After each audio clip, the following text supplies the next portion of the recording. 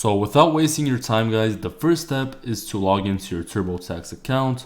So go ahead and visit the online site, type in your email address, and then click on the sign in button. Type in your password, click on continue once again. And now under the federal tab right here, click on it, guys, and then click on other tax situations.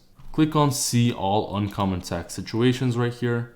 Scroll down and you guys will see this button right here. It says other return info. Go ahead and click on it and we can now see the identity protection PIN. Click on the start button. Click on the yes button, guys. And right here, click on this little pencil button right here. And now, guys, we can type in our identity protection PIN. So go ahead and type it in, guys. It should be 6 digits. Once you're done, click on continue and then click on done. And that's basically how you do it. Thank you so much for watching and peace.